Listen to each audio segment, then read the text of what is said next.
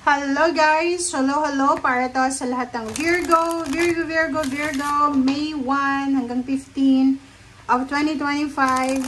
Tingnan natin Virgo kung anong messages, vibration, gabay energy para sa lahat. I hope na makuha mo yung energy, I hope na makuha mo din yung mensahe, guidance sa gustong iparating sa atin ng ating universe, ng ating baraha. Nothing will come of this situation. Void, of course, moon. Tingnan natin.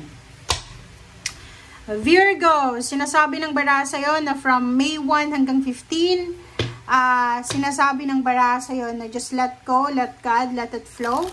Iwasan natin kontrolin yung sitwasyon. Iwasan din natin kontrolin yung tao. Okay? Like for example, may relationship ka, gusto mong kontrolin yung sitwasyon with your relationship or yung ginagawa ng karelasyon mo.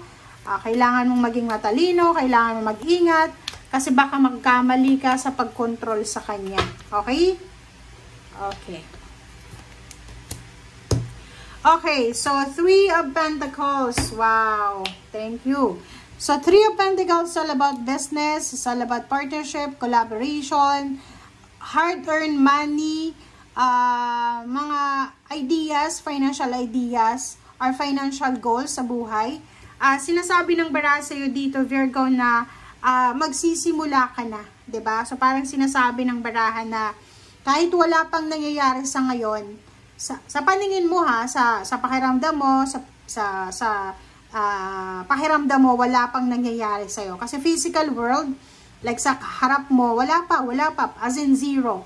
Pero wala kang kaalam-alam na sa universe, okay, yung universe ay gumagawa siya ng paraan para makuha mo kung ano yung mga wishes and dreams mo. Lalo yung mga business person na Virgo. Tulad nito. Sinasabi ng baraha sa'yo, Virgo, na if ever lang from May 1 hanggang 15, meron kang maisip through intuition or basta lang maisip mo lang siya na business. Pwedeng kahit anong klase ng business na mapanaginipan mo or yung mga synchronicities, diba? Na parang mga signs and symbols na eto yung business na kailangan mong buksan. Sinasabi ng barahan na pag-aralan mo yan. Kasi that information, that communication is from the universe. Na parang sinasabi sa'yo, eto Virgo, ang pwede mong pagkakitaan. Eto Virgo, ang company na pwede mong applyan. Okay? So yun guys. Okay.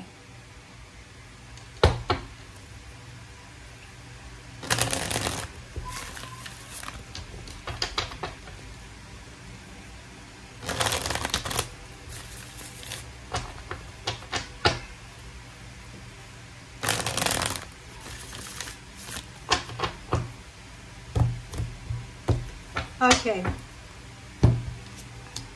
First two cards tayo. 8 of Swords and then the Moon. Nakikita ko yung Virgo na to. It's either meron siyang takot para sa sarili niya kasi maraming expectation sa kanya, ang kanyang pamilya, even sarili niya, marami siyang in-expect sa sarili niya. So, for the month of May, especially May 1 to 15, nakikita ko sa'yo dito na natatakot ka na baka hindi ka makaalis dito sa stagnation na to. Maybe financial stagnation or relationship. So, depende yan sa'yo. So, natatakot ka kasi nagmamadali ka. Pwedeng wala ka pang trabaho sa ngayon or pwedeng may trabaho ka pero hindi masyadong maganda yung salary and feeling stagnant, feeling restricted, feeling wasted, feeling drained. Sinasabi ng baraha sa'yo dito na huwag kang matakot. Okay? Huwag kang matakot kasi yung kasalukuyan mong sitwasyon ay hindi pa yan yung final destination mo, 'di ba? Tingnan mo. Sinasabi ng baraha sa'yo dito na isang balita, isang communication ang posibleng darating sa'yo, Virgo. Yung communication na to, kailangan mo ditong lumabas sa comfort zone mo. But reverse siya. Ibig sabihin, Virgo, pwedeng may mag-offer sa'yo ng trabaho, may mag-offer sa'yo ng business, may mag-offer sa'yo ng pagkakataon, posibilidad. But the problem is dito, hindi ka willing Parang ganito, nag-a-apply ka ng trabaho malapit sa bahay mo. Pero, accidentally, nakapasa ka sa isang company na malayo sa tinitiran mo. instead na i-consider yung ganong klaseng, pwede akong mag-relocate, diba? Pwede akong lumabas dito sa komportable kong bansa or komportable kong probinsya, pupunta ako ng city. Hindi. Naka-reverse yung judgment. So, sinasabi dyan ng bara sa'yo, na sinasabi dyan na wala, hindi ako willing diba? So, maghihintay ako kung ano talaga ang trabaho na gusto ko. So, sinasabi ng bara, mag-iingat ka kasi pwedeng pagsisihan mo to na decision making na gagawin mo. Okay? Okay.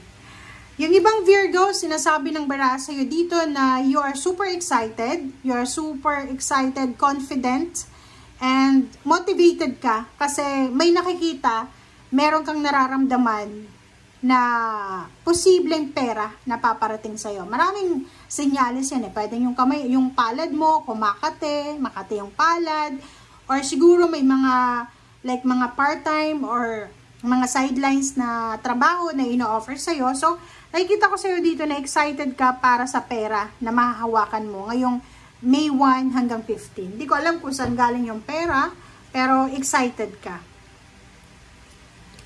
Okay, next. Dito naman, Virgo, sinasabi ng barahan na you are maybe looking for someone na pwedeng makatulong sa'yo in terms of money. Pwedeng gusto mong umutang. Mayroon kang prospect na tao, pero naghihintay ka ng tamang timing, ng tamang panahon. Parang may kapamilya, kakaibigan, or sino man yan, katrabaho, na hinihintay mo Parang naghihintay ka. Yung timing ba na uutang ba ako? Paano ba yung approach? Parang ganon. So, nakikita ko sa'yo dito na ginakailangan mong maging assertive dito. Dapat kung talagang kailangan mo talaga, kapalan natin ang mukha natin. Di ba? Alisin mo, Virgo, yung pagiging mahiyain. Kasi hindi yun makakatulong sa'yo lalo na sa ngayon. Okay? Last 3 cards tayo. 9 of Swords and Hierophant and Ace of Cups. Diba? Sinasabi sa'yo dito, Virgo, na wala kang dapat na ikatakot, wala kang dapat na ipag-alala. If you are experiencing mga mental blockages, pain and heartaches, sleepless nights, insomnia, diba? Anxiety, sinasabi ng bara sa'yo dito na hanapin natin or maghanap tayo ng isang tao na pwedeng makatulong sa atin para maalis to na mga kumbaga nararamdaman natin na hindi maganda. Okay? Lalo na kung depression or anxiety yan. Okay guys, so thank you for watching. Ito ay para sa lahat ng Virgo. I hope na makuha mo yung energy. Maraming salamat and see you again. Bye!